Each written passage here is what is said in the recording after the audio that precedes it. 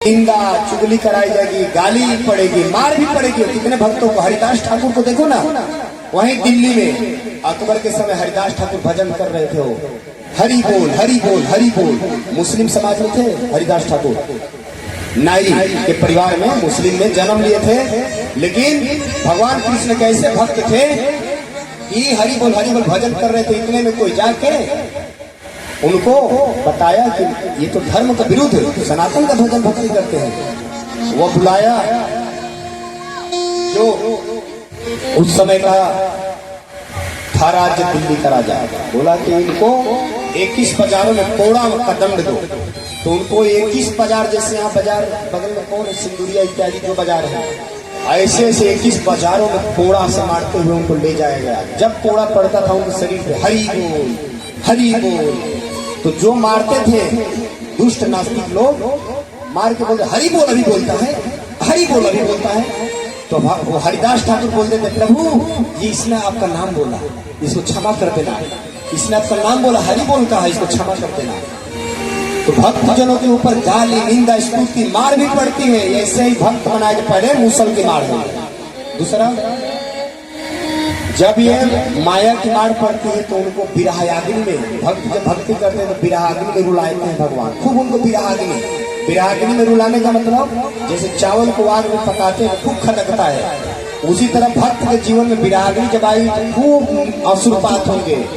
इतनी सिसकियां आती है, सिसक के भक्त रोता है भगवान के लिए, आंख बंद करके कुछ देखना पसंद नहीं करता, और गरम गरम आंसू उसको निकलते हैं, और वही सिसकते गिर जाता है जमीन पर, लौटने लगता है, अपना बेसुध हो जाता है, उसका कोई होश हवास नहीं रखता। तब उस समय वो प्रेमाश्रु वही भक्त बनता है, उसी को भगवान अपनाते हैं। अब उसको शीतल असुरपात होने लगता है, उसको लीला में प्रवेश उसी को बोलते हैं। आज गोपियों का लीला में प्रवेश हो गया। सभी स्त्रियां ने स्त्रीणाम स्वधर्मैति धर्मविता त्वयोक्तम् प्रेष्ठो भवांस्तनुभृता किल बन्धुरात्मा। स्त्रियां सब अपने स्त्री धर्म का गोपियां त्याग करके आई है। बड़ा लंबा है, मानो भगवान ने 10 श्लोकों में पूछा क्यों आई हो, गोपियों ने 11 श्लोक में बताया हम क्यों आई हो।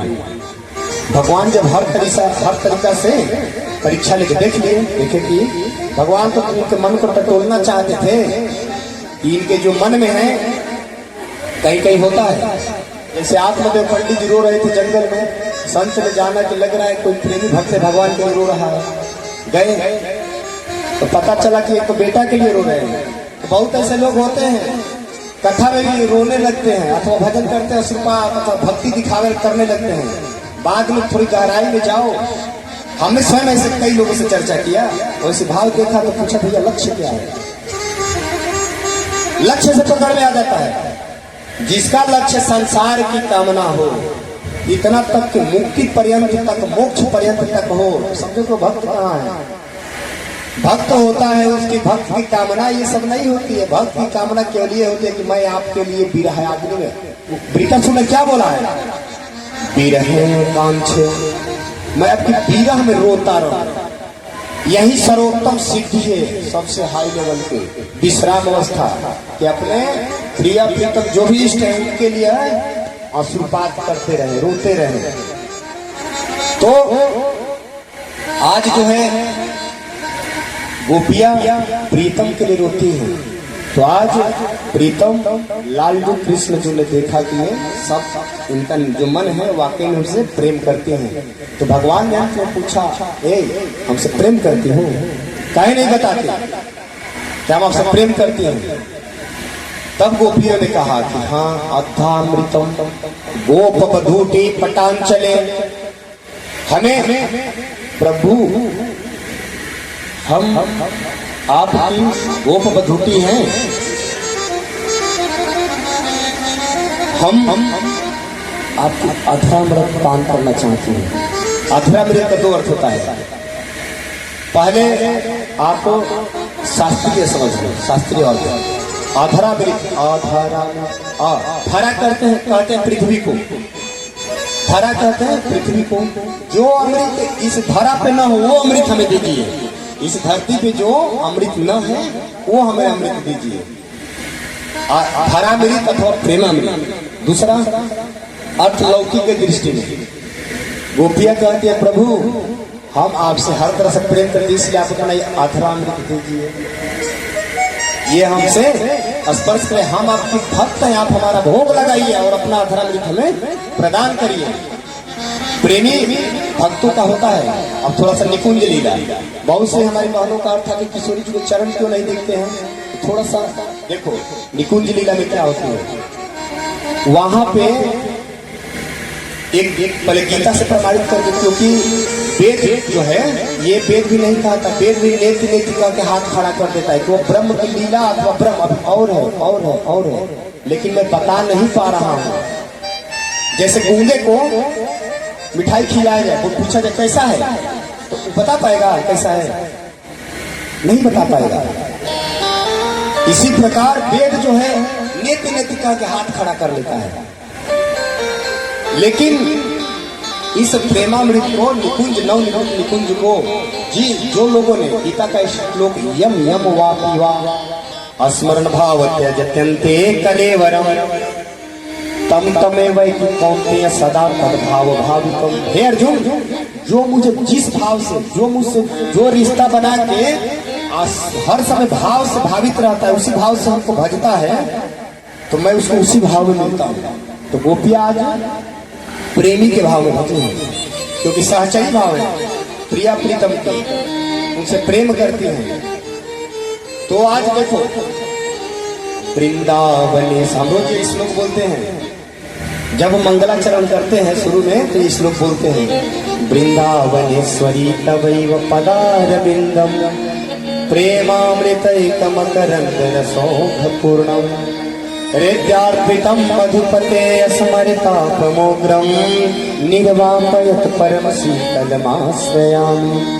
हे वृंदावन के ईश्वरी अधीश्वरी, जो वृंदावन के ईश्वर लाल जो कृष्ण चंद्र जो है उनकी जो लाल जो आपका चरण चापते हैं, ईश्वर ने देखा। कई जो है हरिराम व्यास जी ने देखा हो। एक बार ध्यानपूर्वक सुनेंगे, बस थोड़ी देरिया। जो प्रेमी भाव संत जन है वो आज्ञा की है, ये जो निकुंज नवनिवृत्त निकुंज लीला है यह सबके सामने न गाना है, क्योंकि जिसकी स्थिति वहां तक नहीं पहुंचे तो सुनेगा तो इसका अर्थ जो है अपने स्तर से लगाई, इसलिए सबको न सुना। लेकिन चाहता हूँ कि दो चार श्लोक मैं निकुंज की आपको बता दूं। निकुंज जो होता है प्रिया प्रीतम की प्रेम विलासना, उसमें क्या होती है। संकेत कुंजमुन पल्लवमास्तरी तुम तत्प्रसादमधिकः खल संबरी तुम ताम श्याम चंद्र विसारे तुम भरणै धृता से श्री राधिके मैं विदेहि कृपा कटाक्षम। ये सभी देवलोग कह रहे हैं कि हे कृष्ण के प्रिय राधा वल्लभाजू, हमें भी कृपा करके कुंज में प्रवेश कराइए। निकुंज में हम भी उस महाराज में प्रवेश करना चाहते हैं, आपका लीला रास देखना चाहते हैं। तो सर्वप्रथम जो है महाराज में, अभी आगे सुनेंगे, महाराज में जाने के लिए ब्रह्मा जी ने याचना की, क्योंकि देखे कि हरिराम व्यास जी जो हैं किशोरी जी के लीला में मग्न हैं। किशोरी तेरे चरणन की रज पाऊं, किशोरी तेरे चरणन की रज पाऊं, बैठी रहूं जन के कोने, बैठी रहूं जन के कोने, श्याम राधिका गाऊं, किशोरी तेरे चरणन की रज पाऊं, किशोरी तेरे चरणन की। अब ध्यान देखिए, इस चरण की रज पाने के लिए कौन लड़ाई थे? पहले ब्रह्मा जी। आगे क्या करें? अहो भाग्यम तदस्तु मे नाथ सभूरि भागो, भवेत्र वा नेत्र तुवा तिरश्चा, ये ना हमें को विभव जनानाम भुक्त्वा निषेधे तव पादव पल्लव। हे प्रियाजू, हे लाडली जू, हे कृष्ण भगवान के प्राण बल्लभा श्री राधा जू, आप मुझे अपने चरणों की थोड़ी धूल दे दो। तो किशोरी जी ने कहा, बाबा आप इसके लायक नहीं है। ब्रह्मा जी को अब शंकर भगवान ने देखा कि ब्रह्मा जी मांग रहे, याचना कर, मैं भी करूं, तो अभी जाके मांग रहे हैं। वृंदा तवे प्रकट मन मत कोटि मूर्ते या दुस्तेजम स्वजना मार्य कथम चहित्वा हे जो मुकुंद पदवी। भोलेनाथ कह रहे हैं, उद्धव जी कह रहे हैं, उद्धव जी भूल मानता हूं सभी नाम। भोलेनाथ कह रहे मुझे ब्रज का हिरण मृगा बना दो, ताकि जब आप प्रिय प्रियम रास करोगे तो मैं हिरण बन के आपका रास देखूंगा। और उद्धव जी कह रहे हैं मुझे फूल औषधि पुष्प बना दो, ताकि मैं आपका गजरा बन के केस में पहन लूंगा, लटक जाऊंगा। इंद्र भी बोला, हो भाग्यम नंद गोप प्रजाओं का सामयान मित्र परमानंद पूर्ण ब्रह्म सनातन। हे पूर्ण ब्रह्म सनातन कृष्ण, आप थोड़ा कृपा करके, मैं जानता हूँ कि आप अपने महाराज का दर्शन नहीं करके, मैं तुच्छ देवता हूँ, तो जो आपके लीला में प्रवेश, जो ये आपके ब्रजवासी हैं, अहो भाग्य नंद गोप प्रजाओं के साथ या मित्र, जबकि ब्रजवासी जब इन्हीं के चरण के धूल पवा दो। सभी लोग याचना कर रहे हैं और याचना करते हैं। इतने देखो ब्रह्मा जी, शंकर जी, इंद्र जी, सुखदेव, सनकादि, ये सभी याचना करने के मुझे भी महाराज में प्रवेश हो जाए, पर नहीं हो रहा। लेकिन वही हरिराम व्यास जी क्या देख रहे हैं कि एक दिन लाल वृंदावन रस के निकुंज की लाल जब कहेंगे अथवा प्रीतम जू तो समझ जाएगा भगवान कृष्ण, प्रिया जू अथवा प्रिया जू राधा रानी। एक दिन लाल जू जो है बोले लाडली जू से कि हे लाडली जू, मैं कल 11 बजे श्याम शिला के पास मिलूंगा। श्याम शिला कहाँ है? वृंदावन बरसाना जाएंगे तो बरसाना के उत्तर दिशा में जो जंगल है उसी में श्याम शिला पड़ता है। किशोरी राधा रानी अपनी समस्त अष्ट सखियों के साथ, ललिता, विशाखा, तुंगभद्रा, इन सबके साथ जाके वहां 11 बजे इंतजार कर रहे हैं। और ये क्या किया महात्मा, यमुना उस पर एक चंद्रावली सखी जाती थी, इनसे किशोरी जी से छुप के, लाडली जी से छुप के चंद्रावली से प्रेम करने मिलने के लिए चले जाते थे। आज मिलने में लेट हो गया, शाम को बज गए 12। आते आते गए तो यहाँ किशोरी जी मान करके बैठ गए, वहीं पे मान मंदिर है, मान करके बैठी है। तो आके किशोरी जी से लाल जी बोले, हे किशोरी जी मेरे तरफ देखो, जिधर जाते हैं वो घुमा लेते हैं। विशाखा सखी से बोले, हे सखी आप किशोरी जी को मनाओ ना। उन्होंने ललिता सखी से कहा मनाओ ना, तो उन्होंने कहा कि देखो श्याम सुंदर, लाडली जी हमारी ऐसे नहीं मानने वाली, अगर तुम मानना चाहते हो तो एक काम करो, तुम जाओ और स्त्री रूप धारण करो। तो लाल जी को, श्याम सुंदर को गोपियां मिल के, सखिया खूब सुंदर श्रृंगार करती हैं। तब बोलते हैं तुम जाओ चूड़ी पहनाने के, श्रृंगार करने के बहाने। तो वही लाल जी जाते हैं, किशोरी जी की सखिया बताती हैं कि आई है मथुरा से चूड़ी पहनाने के लिए लाडली जी आपके लिए।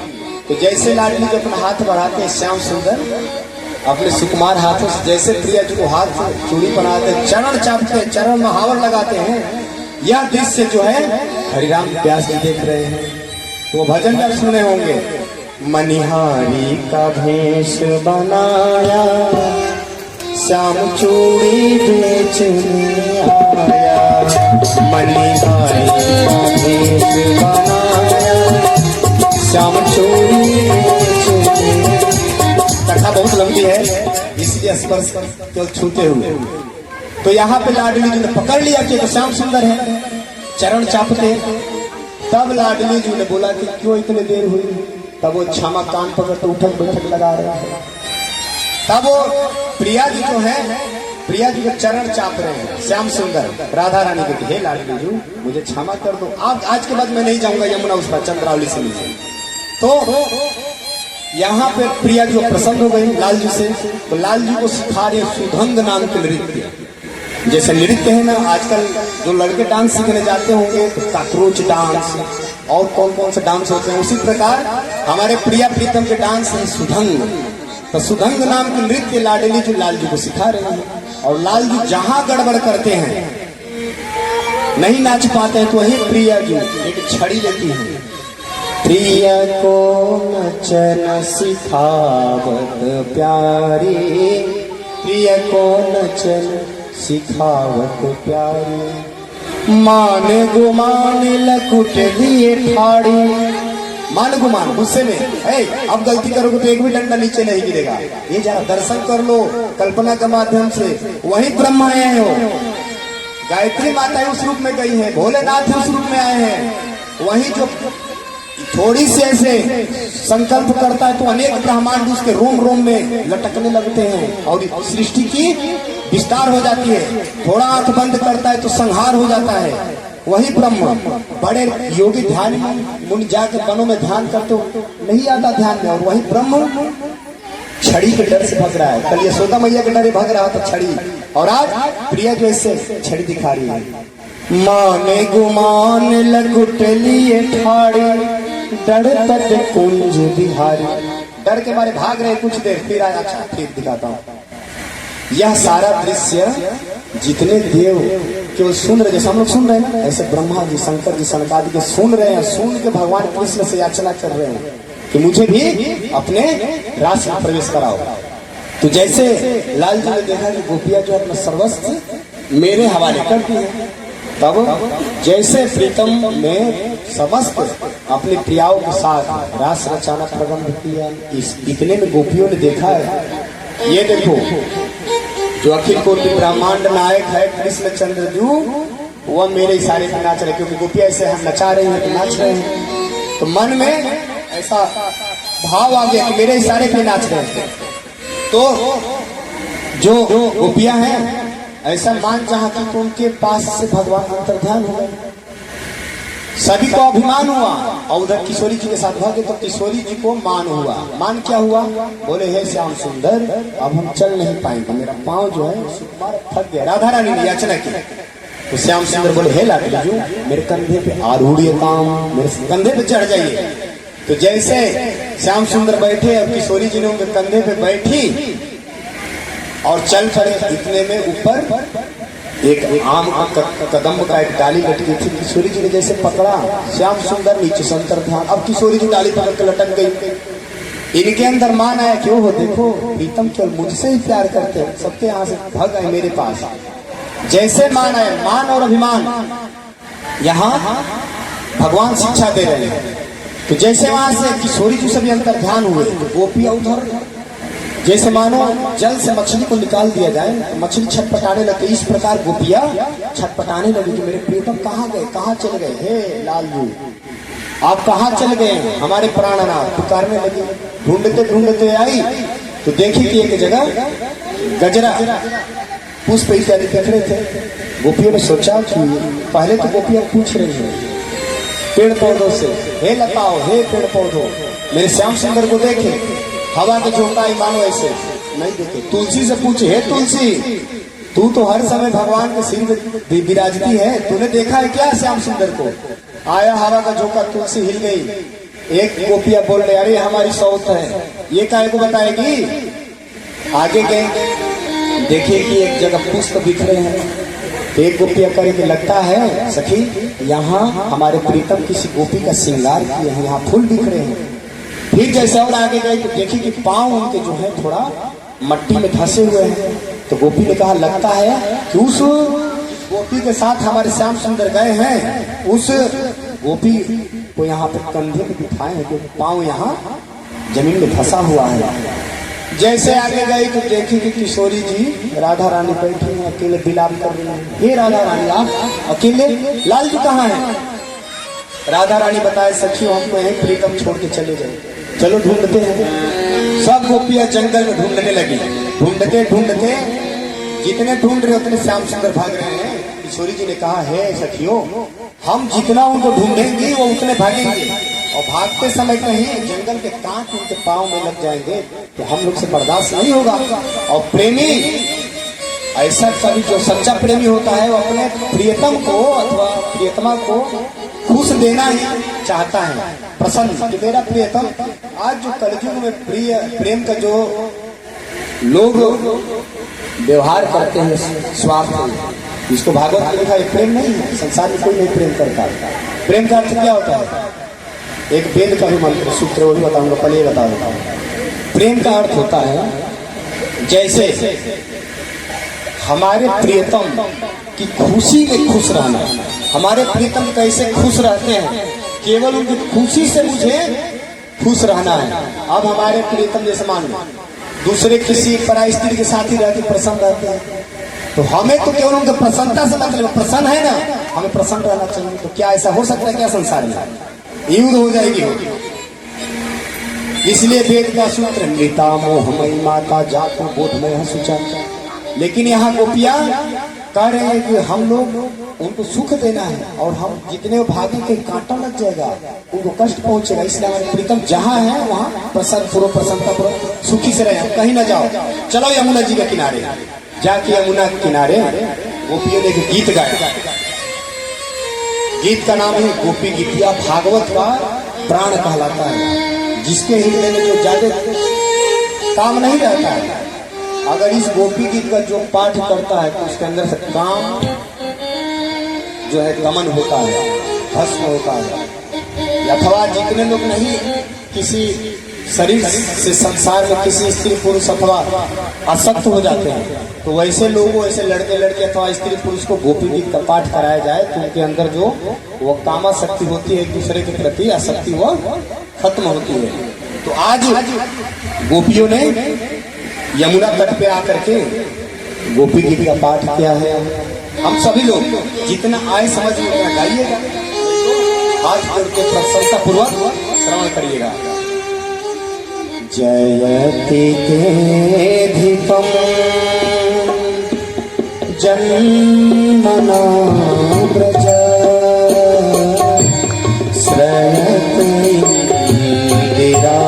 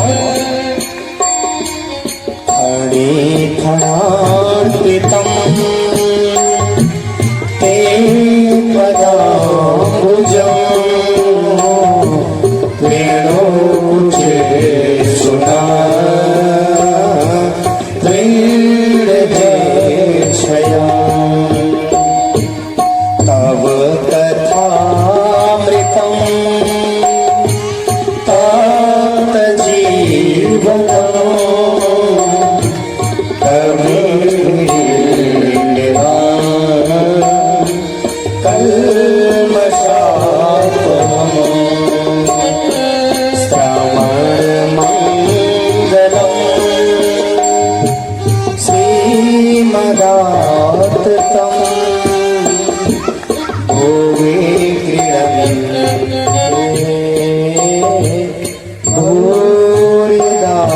जना जयति ते भिकम। जय हो जय हो जय हो। जब से आपका जन्म हुआ है ब्रज में तब से श्रयत इंदिरा, जो आपके वैकुंठ में जो प्राण बिल्लभा इंदिरा लक्ष्मी है वो भी वैकुंठ को छोड़ के ब्रज में आ गई है। आपका ब्रज जन्म हमें हुआ है तो अगर प्रियतम के बिना कैसे रह पाएंगे, तो भी आ गई है राधा रानी के रूप में। लेकिन हे प्यारे, हम आपसे इतना प्रेम करते हैं पर फिर भी आप हमें हमारी तरफ क्यों नहीं देखते? दीक्षुताव का हमारे तरफ तनिक भी नहीं देखते। ऐसा क्या हमसे अपराध हो गया? सरदुदास सूरत नाथ थे शुल्क दासी का, हम आपकी दासी हैं बिना शुल्क की। बिना शुल्क की मतलब भैया, जो कोई भी भक्ति करता है तो कोई ना कोई कामना रखता है, पर हमें कुछ नहीं चाहिए। हमें तो केवल आपका बस प्रेम चाहिए। हम तो अधरामृत मांगे थे। अरे असुरु, अपना हम प्रत्येक असुर से आपके चरणों में जलाभिषेक करते हैं। हे लाल जी, आप हमें दर्शन दे दो। सारी गोपी ऐसे कह रही हैं, वरद बेग्न तो नेह किम बधा। अरे आप तो ऐसा व्यवहार कर रहे हैं जिस प्रकार कोई बकरा को पालता है, बकरा को पालता है, बच्चा से बड़ा करता है, पाल पोस के नहलाता है, खूब जाओ इत्यादि खिलाता भी है, और जैसे समय आता है तो अपने ही हाथ से उसके गर्दन पे तलवार चला देता है। अरे हमारे धर्म शास्त्र कहते हैं कि जिस पौधों को अपने हाथ से लगाओ उसको उखाड़ो ना, काटो ना।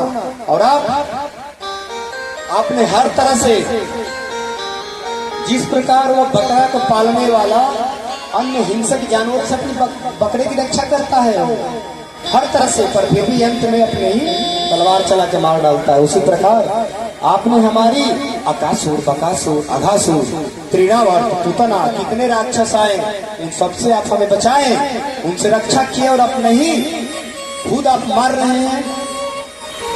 मेह किम बधा विशलाप्यगा।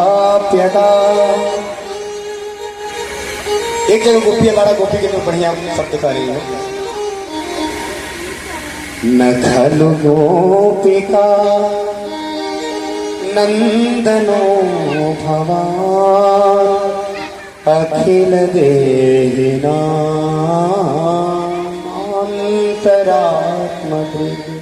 जैसे देखो उदाहरण से क्या करें गोपिया, कहने कि हम लोग जानते हैं आप हमें कुछ नहीं देने वाले। क्यों नहीं देने वाले? बोल भागवत महापुराण की, प्रिया प्रीतम के रास महामहोत्सव की। एक काशी में गली है कचौड़ी गली, कितने लोग नाम सुने हैं? कचौड़ी गली है। वहां पे किसी जमाने में कोई नंदन सेठ नाम के रहते थे, कचौड़ी बनाते थे, बेचते थे। इसीलिए उनकी कचौड़ी इतनी फेमस थी कि उस नाम गली का नाम पड़ गया कचौड़ी। तो वहां पे जो है कि उन नंदन सेठ के जो गुरु जी रहते थे पुरोहित, वो आए, बोले हे सेठ जी मेरी बिटिया का विवाह पड़ा है, 20,000 रुपये कर्ज दे दो। नंदन सेठ ने कहा पंडित जी शाम को आना। चले गए पंडित जी, शाम को आए, बोले नंदन सेठ सुबह आना, दुकान बंद करने का समय हो गया। चले गए पंडित जी, सुबह आए। अरे पंडित जी सुबह सुबह भी दुकान खोले हैं, कहाँ से आपको दे? दोपहर आना। दोपहर आए तो नहीं, शाम को आओ। ऐसे करते करते 3-4 दिन, जैसे चौथे दिन आए तो जैसे नंदन सेठ ने देखा पंडित जी को तो बोला सुनो पंडित जी परसों। पंडित जी ने कहा सुनो सेठ जी हमें बात एक कहनी है, मैं परसों आने वाला नहीं, और मैं जानता हूं अब आप पैसा दे रहे, अब आप पैसा देने वाले नहीं हैं, क्योंकि अब मैं समझा आपके नाम का अर्थ है। आपका नाम क्या है? नंदन। जिसके नाम के आगे नाम, जिसके नाम के बाद में नाम, तो कहां से देगा? आपका नाम है नंदन। पहले भी नाम बाद में भी नाम, तो अब देने वाले कहाँ से हो? अब मैं समझा, क्योंकि नाम से भी व्यक्ति की पहचान होती है। वही गोपिका आज कह रही है कि नंदनो भवा। अरे नंद के लाला, आपके नाम में नंदन, आप कुछ नहीं देने वाले, हम जान गए, इसलिए आपसे हमें कुछ नहीं चाहिए, पर इतना जरूर कहेंगी, थड़ी थड़ार्पितम ते पदाम्बुजम। जिस प्रकार कालिया नाग उतना विषधर था, उसके फन पे अपने पग रख रख के उसके समस्त विष को आपने नष्ट कर दिया, तो अगर हम विषय भोगी हैं तो आप वह अपना पद हमारे वक्ष स्थल पे मार मार के हमारे जो हृदय में काम वासना है उसको भी नष्ट कर दो। जिस प्रकार आपने कालिया के विष को पग पटक पटक के नष्ट कर दिया। अंत में गोपियां कह रही है, तब कथामृतम। हे प्रभु, आपकी जो कथा है ना, कोई भजन से, यज्ञ से, जप से, तप से जितना भी मन लगाना चाहे, भगवान में जितना जल्दी नहीं लगता, उससे कई गुना जल्दी कथा में लग जाता है। क्योंकि कथा में कानों से कथा सुनते हैं, नेत्रों से दर्शन करते हैं, मन से उनकी कल्पना करते हैं, और जैसे कान में माला लेके बैठे तो मन कहाँ जाता है। इसलिए गोपियां करेंगी, आपका जो कथा है आपकी प्राप्ति में मुख्य हेतु है, इसलिए वेद की स्तुति है। वेद स्तुति में भी कहा गया है, कथम यथा भुवन। आपकी कथा जो है प्रभु, ये जीवों को तारने में मुख्य हेतु है। गोपियों ने बड़ा ऐसे अनुनय विनय किया, आशीर्वाद रोते, बोले कि हे सखी, अब नहीं आएंगे तो हम सब यही यमुना जी में अपना डूब के प्रणाम कर लेंगे। बोल भागवत महापुराण।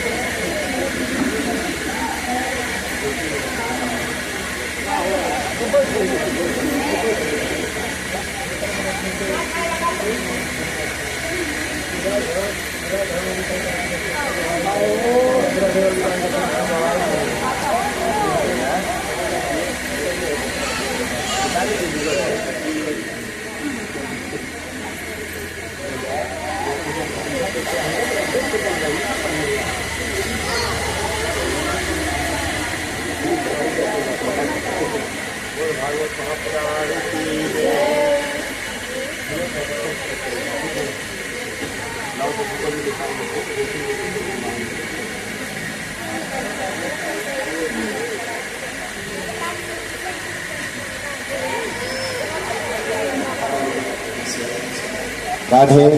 बोल भागवत महापुराण की। जैसे गोपियां रोने लगी, इतने में भगवान श्याम सुंदर है, उनके मध्य में बीच में आके प्रकट हो जाएगा। क्योंकि भगवान को पाने का सबसे बड़ा तरीका है रुद्र सुस्वरम राजन कृष्ण दर्शन लाल। उनके लिए खूब रो। जितने आचार्य महापुरुष हुए प्रेमा भक्ति प्रेम उपासना के, उन्होंने सबने इस बात को स्वीकारा है, लिखा है कि उनके लिए खूब रो, झूठों के रो, झूठ रोया करो, झूठा आंसू बहाया करो जबरदस्ती। उनके लिए झूठा रोगे तो सच में अश्रुपात होने लगेगा। क्योंकि प्रीतम को प्रेमा भक्ति में प्रवेश कराने का, महाराज को प्रवेश कराने का सबसे प्रथम सूत्र है अश्रुपात करना, रोना, जानबूझ के रोना प्रारंभ कर दो।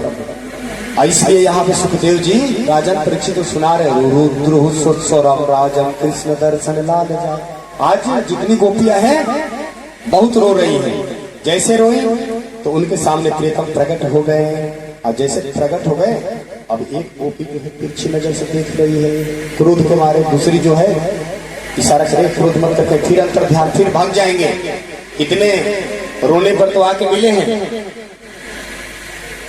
तब गोपियों ने कहा, प्रीतम आप हमें ये बताओ, आप क्यों अंतर ध्यान हुए थे, कहाँ गए थे? तब भगवान ने कहा, देखो देवियों, हम आपके बीच में ही थे। अच्छा सच बताए तो भगवान कहीं नहीं गए थे। आचार्यों ने कहा भगवान उसी गोपियों में गोपी बन के वो भी वहीं थे, कहीं नहीं गए थे। क्योंकि गोपियों के भी एक पल भगवान कहीं रहते नहीं है, क्योंकि भगवान का निवास में उसी दिन बताया था कुंज, निकुंज, नव निवृत्त निकुंज, तीनों जगह भगवान तीन रूप से हर समय रहते हैं। कुंज में ऐश्वर्य भाव से, निकुंज में मित्रता सखी सखा भाव से, और जो नव निवृत्त को निकुंज है वहां पे वह जो भी प्रेम विलासिता के भाव से रहते हैं प्रभु, जिनका वहां प्रवेश है, तीनों जगह हर समय रहते हैं। तो अंतर्ध्यान कहाँ हुए? वहीं उनके मध्य में थे, उन्हीं के रूप में थे। अच्छा, गोपियां दो चार की थोड़ी है, यूथ के यूथ गोपियां है। ये जितने दंडकारण्य के संत थे, जब राम जी गए थे वनवास में, वनवास के समय, तो सभी तपस्वी साधु संत बोले थे कितने रूप मनोहर है, काश ये हमारे पति बन जाते हैं। ऐसे ऐसे जिन्होंने कल्पना की थी, वही राम जी बोले तुम ना घबराओ, अगले में मैं सबकी मनोरथ पूरा करूंगा।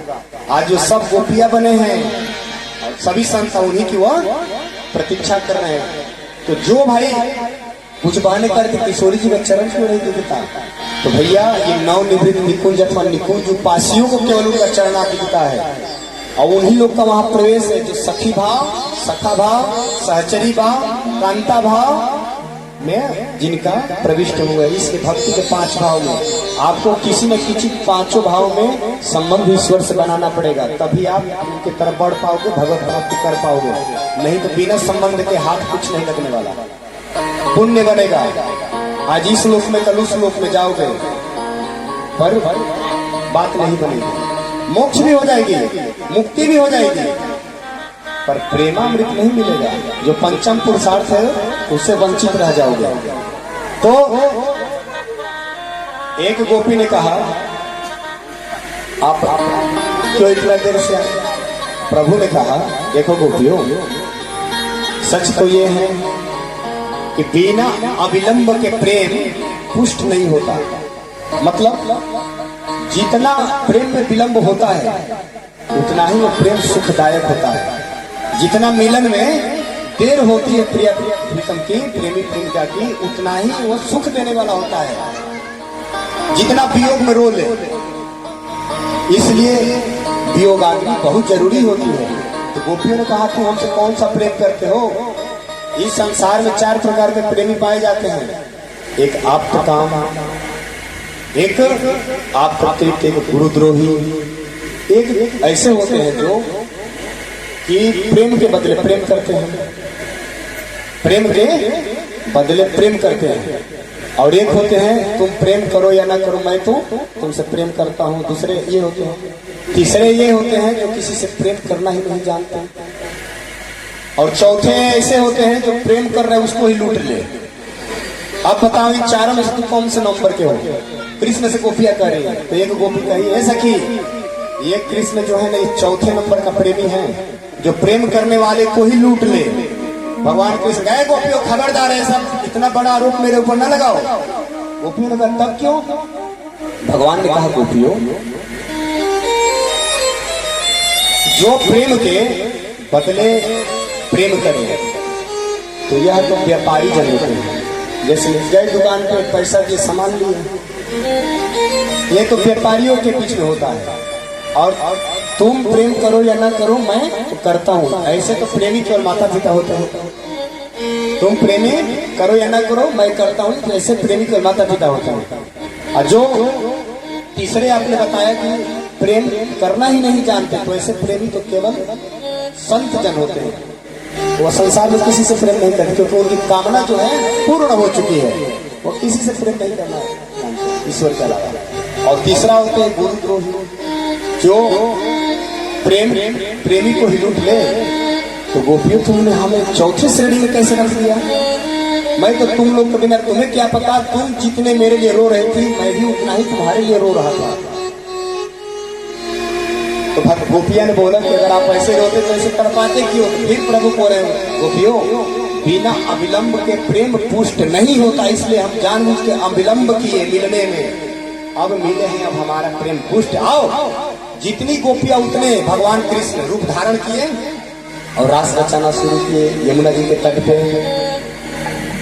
जितने की गोपियां हैं उतने कृष्ण उतने रूप धारण किए। जितनी गोपियां सब सोच रहे कि कन्हैया मेरे ही साथ तो केवल है, सभी गोपियों को केवल यही दिखाई दे रहा है कि कृष्ण मेरे साथ नृत्य कर रहे हैं। चारों ओर से एक एक हाथ से हाथ पकड़ के कृष्ण भगवान एक एक गोपियों के साथ नृत्य करने लगे। गोकुल में देखो, वृंदावन में देखो, बंसी बाजे, श्याम संग राधा नाचे। जिनको महाराज का नृत्य भी करना होगा तो खड़े होकर आनंद भी ले लेंगे, महाराज का हाजिरी भी लगा लेंगे। गोकुल में देखो, वृंदावन में देखो, गोकुल में देखो, वृंदावन में देखो, बंसी बाजे, श्याम संग राधा नाचे रे, श्याम संग राधा नाचे रे, नाचे रे नाचे राधा नाचे रे, श्याम संग राधा नाचे रे।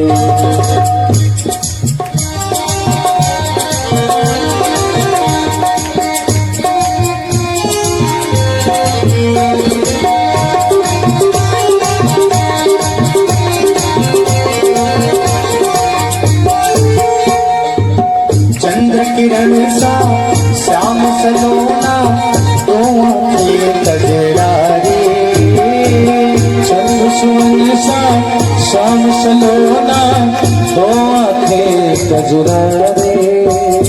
ठुमक ठुमक नाचे गोपियन के संग, जग का पालनहारी।